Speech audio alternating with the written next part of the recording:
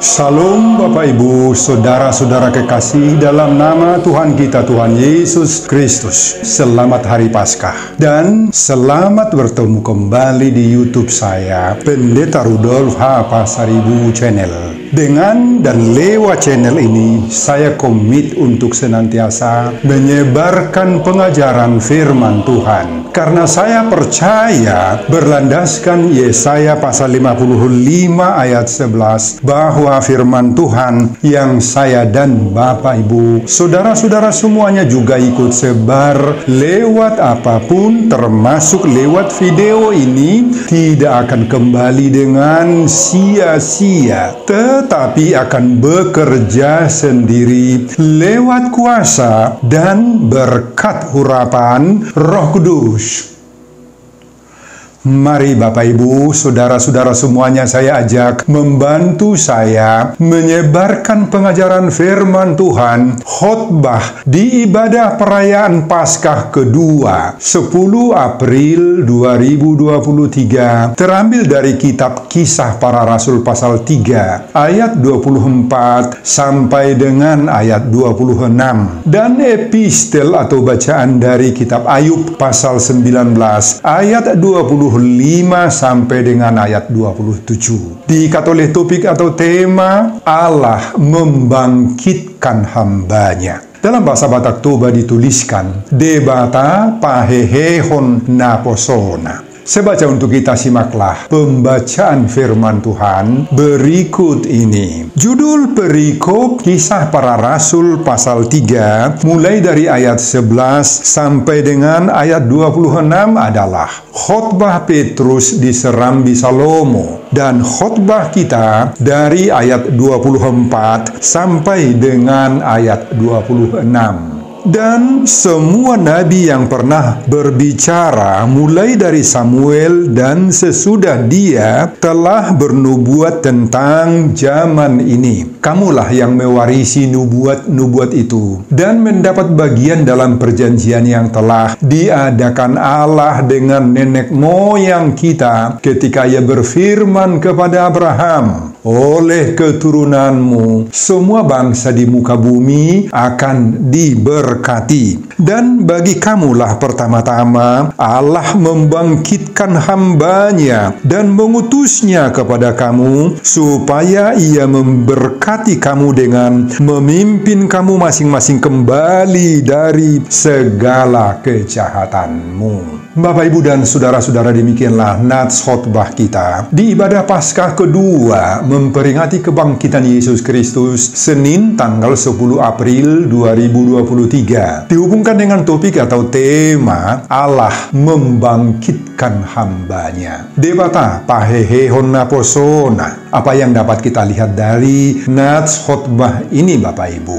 Ketika Petrus dan Yohanes memasuki bait Allah, di situ ada seorang laki-laki yang lumpuh sejak lahirnya, sehingga ia harus diusung setiap hari dan diletakkan dekat pintu gerbang bait Allah yang bernama Gerbang Indah untuk meminta sedekah kepada orang-orang yang masuk ke dalam bait Allah itu. Di saat Petrus dan Yohanes melihat si lumpuh, hati mereka iba, kasihan, dan muncul empati yang mendalam untuk menyapa si lumpuh dan langsung menatap dia sambil berkata, "Lihatlah kepada kami." Lalu si orang lumpuh menatap mereka dengan harapan akan mendapat sesuatu dari mereka. Tetapi Petrus berkata, "Emas dan perak tidak ada padaku, tetapi apa yang kupunyai kuberikan kepadamu. Demi nama Yesus Kristus orang Nazaret itu, berjalanlah." Saudara, apa yang terjadi sesudah Petrus mengatakan seperti itu? Kemudian Petrus memegang tangan kanan orang itu dan membantu dia berdiri. Seketika itu juga kedua kaki si lumpuh menjadi kuat. Si orang yang tadinya lumpuh dan meminta-minta di pintu bait Allah, sekarang justru sudah melompat-lompat dan mengikuti Petrus dan Yohanes masuk ke dalam bait Allah. Saudara, suasana di bait Allah yang pada saat kejadian ini sangat-sangat ramai. Semua mereka sekarang merasa takjub dan tercengang tentang apa yang telah terjadi kepada si lumpuh ini. Apa yang terjadi selanjutnya? Ketika orang banyak itu datang mengerumuni Petrus dan Yohanes di serambi Salomo, sebuah serambi di Bait Suci, di dalam hati, pikiran, benak, dan pandangan mereka bahwa kedua murid Yesus ini, Petrus dan Yohanes, memiliki keluarbiasaan. Mereka menganggap bahwa mereka berdua mampu membuat tanda-tanda ajaib. Ilmunya tinggi dan sungguh-sungguh mengherankan. Saudara, tidak hanya sampai di situ. Mereka juga ingin memuji-muji dan mendewakan Petrus dan Yohanes. Mereka dianggap orang-orang yang punya kuasa khusus untuk penyembuhan yang pada saat itu sangat-sangat langka dijumpai. Sekarang Petrus dan Yohanes mulai merasakan suasana keadaan dan sikap orang banyak yang mengerumuni mereka itu sesuatu yang tidak boleh dibiarkan. Sehingga menggunakan kesempatan itu untuk mewartakan Injil yang benar seputar kejadian itu. Petrus dan Yohanes memanfaatkan situasi itu untuk berkhotbah, untuk menerangkan firman Tuhan kepada orang banyak, untuk memberitakan Injil keselamatan tentang kuasa kebangkitan Yesus. Apa isi khotbah atau pewartaan Petrus? Pertama-tama Petrus menjelaskan bahwa mujizat penyembuhan orang lumpuh itu terjadi bukan karena kuasa, kehebatan, keluarbiasaan atau karena kesalehannya sendiri. Pasal 3 ayat 12. Kedua, tetapi kuasa penyembuhan orang lumpuh itu berasal dari kuasa Allah, kuasa Yesus sendiri, Bapak Ibu. Itu sebabnya saat menyembuhkan si orang buta itu, ia hanya mengatakan, demi nama Yesus Kristus, orang Nazaret itu, berjalanlah. Pasal 3 ayat 6. Ketiga, kesempatan ini Petrus gunakan untuk menjelaskan sesuatu hal yang lebih penting lagi, yakni menyangkut pemahaman pengenalan yang benar tentang siapa Yesus sesungguhnya. Yesus adalah hamba Allah yang telah dimuliakan Abraham, Ishak, dan Yakub. Dialah yang dikatakan oleh Musa bahwa Allah akan membangkitkan nabi seperti dia, ayat 22. Dan dialah Mesias yang dijanjikan Allah melalui para nabi, mulai dari Samuel dan nabi-nabi selanjutnya, ayat 24. Dan keempat, ini yang paling dahsyat. Petrus dan Yohanes menghardik dan menyatakan secara tegas 4 hal tentang kematian Yesus. Pertama, kamu yang menyerahkan Yesus itu kepada Pilatus untuk dihukum, meski Pilatus sendiri berpendapat bahwa Yesus harus dilepaskan. Kedua, Petrus mengatakan, kamu telah menolak yang kudus dan benar, serta menghendaki seorang pembunuh sebagai hadiahmu. Kamu bunuh Yesus, tetapi Allah telah membangkitkan dia dari antara orang mati, dan tentang hal itu kami adalah saksinya. Ketiga, Petrus dan Yohanes selanjutnya menyadarkan massa itu agar mereka mau berubah, mau bertobat dengan mengatakan, sadarlah, bertobatlah supaya dosamu dihapuskan. Ayat 19. Keempat, dan akan terjadi, kata Petrus, bahwa semua orang yang tidak mendengarkan nabi ini, Yesus ini, akan dibasmi dari umat kita. Ayat 23. Saudara, pada akhir nats khotbah ini, Petrus dan Yohanes mendorong semua orang Yahudi itu menyadari bahwa merekalah yang mewarisi semua nubuat itu, dan mengajak mereka semuanya kembali dari segala kejahatan-kejahatan mereka selama ini, agar mereka diberkati oleh Tuhan. Nah, saudara, inilah buah perayaan Paskah sebagaimana topik atau tema Paskah kedua ini. Allah membangkitkan hambanya. Debata pahehe naposona yang semakin banyak di berbagai-bagai tempat hingga sekarang ini. Bapak, Ibu, dan saudara-saudara, inilah isi khotbah kita di ibadah Paskah kedua, memperingati kebangkitan Yesus, Senin tanggal 10 April 2023. Apa pengajaran Tuhan bagi kita di perayaan Paskah kedua ini dihubungkan dengan topik atau tema Allah membangkitkan hambanya. Debata pahehon naposona. Pengajaran pertama, jadilah hamba Tuhan dan saksi Kristus yang benar. Pada bagian pertama ini, Tuhan menghendaki agar setiap kita, orang percaya itu, memiliki kedua tugas ini sekaligus, yakni menjadi hamba Tuhan dan saksi Kristus. Perkataan Yesus yang mengatakan, kamu adalah saksi dari semuanya ini, kita baca dalam Lukas pasal 24 ayat 48. Ini tidak hanya ditujukan kepada para ke-12 murid Yesus dahulu, tetapi kepada kita para murid-muridnya yang sekarang, yang zaman ini. Syarat mutlak untuk menjadi hamba Yesus yang benar dan mampu menjadi saksi yang benar harus memiliki dan berakar pada iman kepada Yesus Kristus. Iman yang berakar pada Yesus Kristus itu hanya bisa terbentuk apabila kita terus-menerus membangun relasi yang bersifat pribadi dengan Yesus dalam doa, dalam ibadah, serta mau terus belajar mengenal Yesus lewat membaca, merenungkan kitab suci, mendengar khotbah firman Tuhan, pengajaran-pengajaran gereja kita masing-masing. Dalam menjalankan misi dan tugas sebagai hamba Tuhan dan saksi Kristus ini, setiap kita pasti menghadapi berbagai-bagai cobaan. Ada banyak tantangan, kesulitan, dan penderitaan bahkan dalam menjalankan tugas sebagai saksi-saksi Kristus, hamba-hamba Tuhan. Tetapi Dia yang mengutus kita juga akan memampukan kita,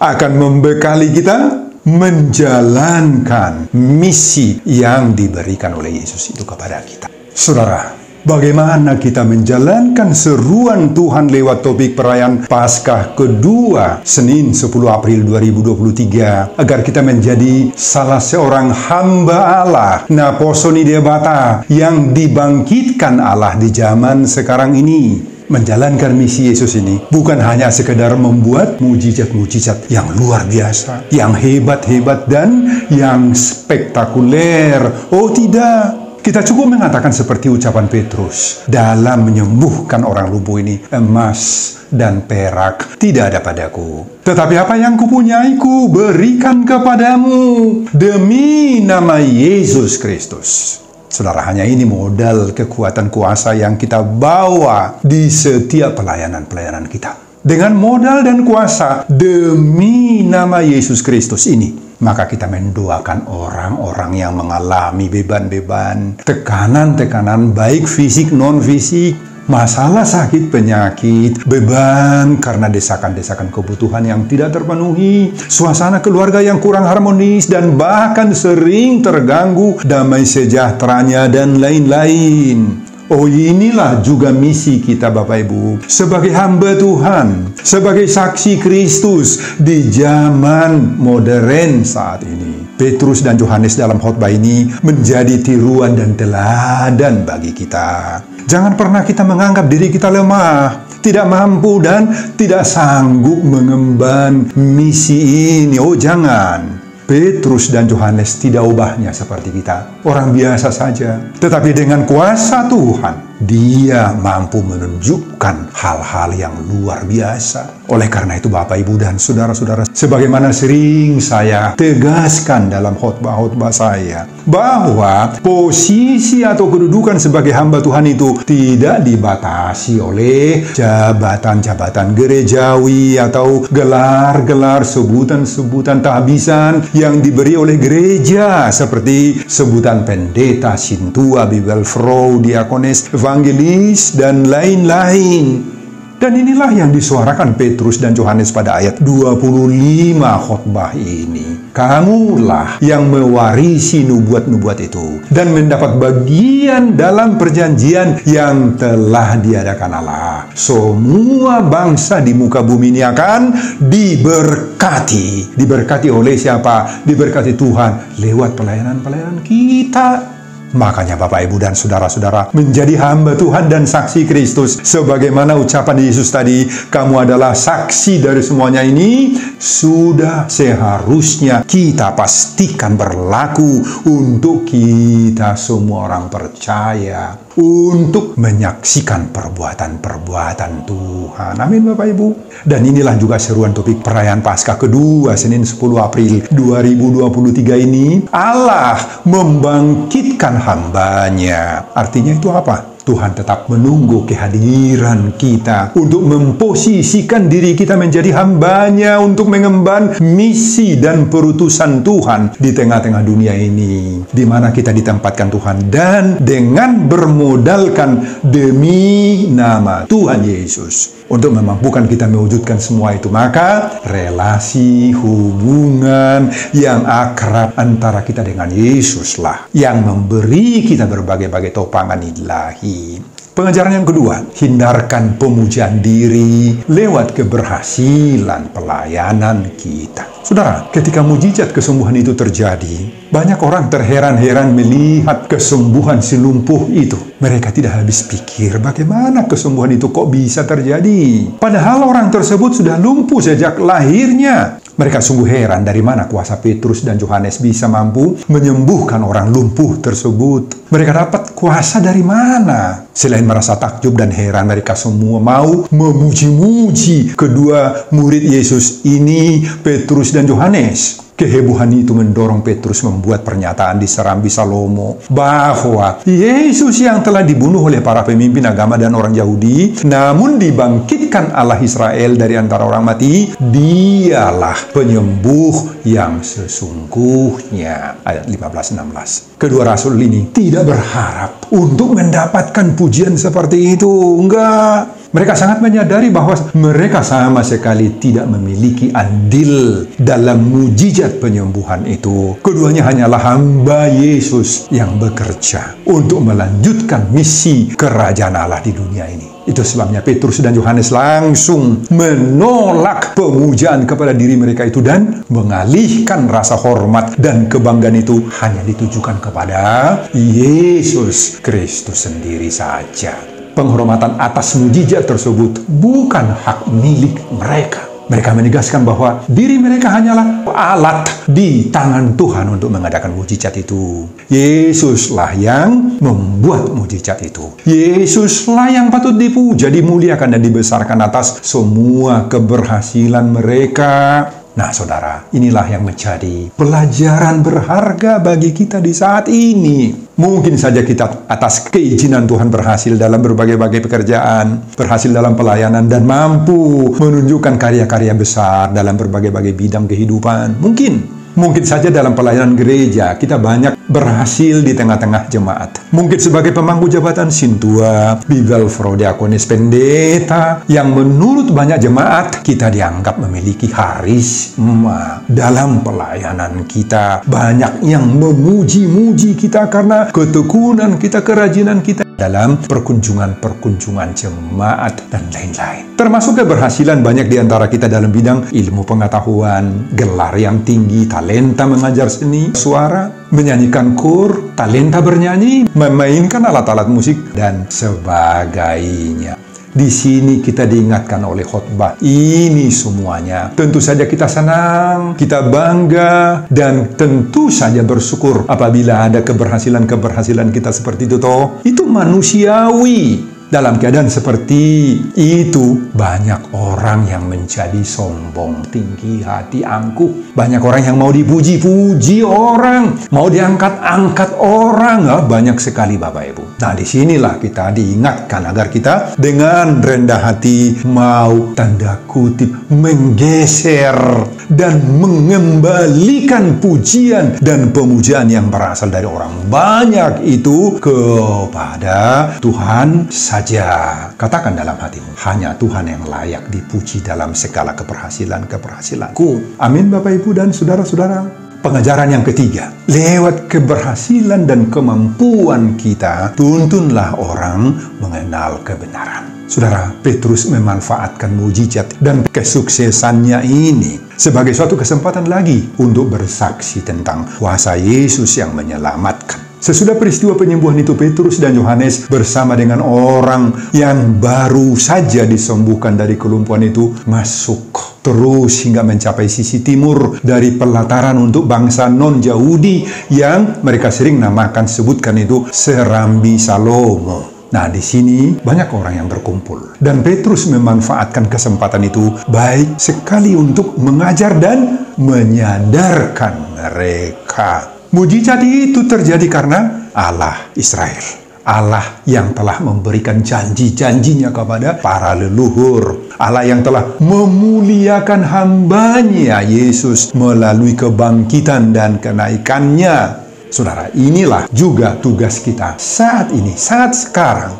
Jujur Bapak Ibu, kita mengakui bahwa banyak orang asal beragama saja, tetapi tidak mengetahui dengan pasti apa isi keagamaan, apa isi kepercayaan mereka. Banyak yang seperti itu. Ada banyak orang yang salah pemikiran dan salah pemahaman tentang apa yang tertulis dalam Alkitab atau firman Tuhan yang dia baca, sehingga mereka menerapkannya sesuai dengan apa yang dipikirkannya, apa yang diinginkannya, padahal pemikiran dia itu salah.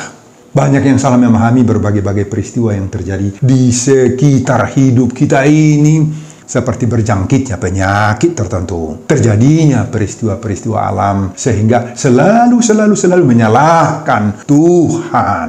Nah, kita harus menuntun setiap pemikiran yang salah dan keliru itu Bapak Ibu, terutama menyangkut keberadaan Yesus yang banyak disalahpahami orang khususnya yang beragama lain lewat medsos, lewat Facebook, WA, dan lain-lain, agar mereka bisa memahami semua itu dengan baik, dengan benar. Saudara, mari kita posisikan diri kita sebagai hamba Tuhan yang baik dan yang benar, yang mampu menuntun orang mengenal kebenaran. Itulah target, itulah tujuan, tema dan seruan Paskah kedua ini. Allah membangkitkan hambanya. Debata pahehehon naposon.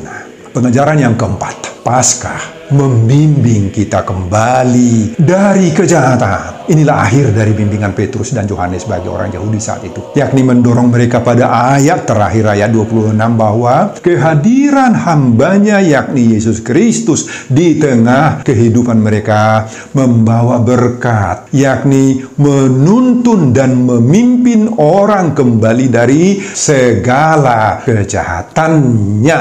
Saudara, ini adalah pengulangan kembali dari seruan Petrus. Dalam ayat 19, di sana dituliskan, sadarlah dan bertobatlah, supaya dosamu dihapuskan. Saudara, pertobatan melahirkan keselamatan. Dan keselamatan yang dimaksudkan oleh Petrus di sini adalah terhindarnya hidup manusia dari pembasmian yang dilakukan oleh Allah, sebagaimana ayat 23 di sana ditulis. Semua orang yang tidak mendengarkan nabi itu akan dibasmi dari umat kita. Saudara, saat kita merayakan Paskah kedua ini, kita diingatkan oleh penderitaan Yesus dan kemenangannya lewat kebangkitannya, agar kita jangan lagi mengulang-ulangi dosa-dosa kita. Petrus mengingatkan kita lewat khotbah ini, Bapak Ibu, akan ada pembasmian. Bahasa Yunani yang dipakai ek, artinya dalam bahasa Inggris completely cut off from. Dapat diterjemahkan dibuang jauh-jauh secara sempurna dari hadapan Tuhan. Completely cut off from, dibuang jauh-jauh dari hadapan Tuhan. Ini pembasmian yang akan terjadi kepada orang yang tidak mau bertobat. Di saat ini, manusia-manusia di zaman modern tidak kurang banyaknya yang juga melakukan dosa-dosa seperti di zaman Petrus ini, Bapak Ibu.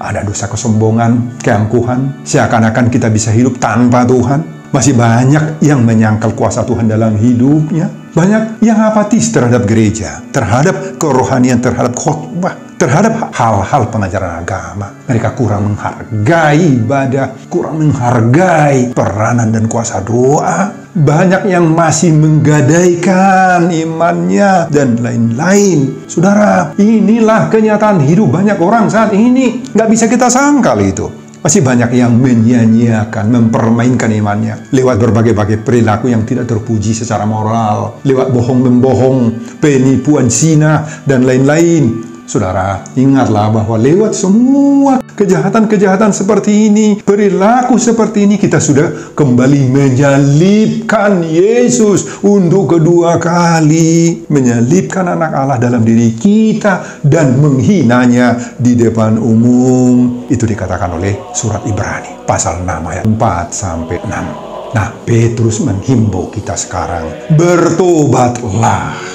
Apa artinya kalau disebutkan oleh Petrus, bertobatlah? Kita harus mau keluar dari kejahatan-kejahatan yang kita lakukan. Bahwa kita juga harus siap bersedia siap menjadi pewarta kabar baik untuk menyatakan hanya di dalam Yesuslah ada keselamatan dan kehidupan sejati. Oh, inilah pertobatan bagi kita Bapak Ibu Saudara. Inilah juga yang menjadi sasaran utama dari perayaan Paskah kita. Saat ini lewat topik Allah membangkitkan hambanya, debata pahehehon naposona. Nah, semoga kitalah salah seorang dari hamba-hamba Allah yang dibangkitkan Tuhan itu saat ini. Amin Bapak Ibu. Selamat Hari Paskah buat kita semuanya. Sebelum saya mengakhiri khotbah ini, kembali saya mengajak Bapak, Ibu, dan saudara-saudara membantu saya menyebarkan pengajaran firman Tuhan. Khotbah di perayaan Paskah kedua, Senin 10 April 2023 dari Kisah Para Rasul pasal 3 ayat 24 sampai 26 ini. Agar semakin banyak orang yang percaya bahwa Allah membangkitkan hambanya. Debata pahehehon naposona termotivasi lewat khotbah ini. Simak juga video-video khotbah saya yang lain agar Bapak, Ibu, dan saudara-saudara memiliki sentuhan dan pemahaman rohani yang semakin diperkaya. Buka di YouTube saya, Pendeta Rudolf H.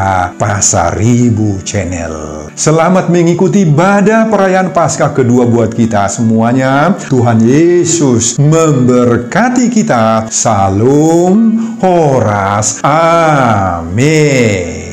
Bapa, terima kasih untuk firman yang Engkau berikan kepada kami pada saat ini. Firman ini mengingatkan kami, Tuhan, bahwa Engkau sangat-sangat menginginkan pertobatan dan perubahan hidup di dalam diri setiap orang percaya. Karena inilah yang menjadi sasaran utama dari kematian dan kebangkitan Yesus untuk menyelesaikan semua dosa-dosa kami dan memberikan kami kehidupan yang kekal. Terima kasih untuk firman-Mu ini, Tuhan. Biarlah firman ini menjadi pengajaran berharga bagi setiap pendengar khotbah ini. Berkati juga hamba-Mu dalam mempersiapkan khotbah berikutnya, dan semuanya ini saya peruntukkan demi kemuliaan, hormat, kebesaran bagi nama Tuhan. Di dalam nama Yesus Kristus saya berdoa dan mengucap syukur hari ini dan untuk selama-lamanya. Amin.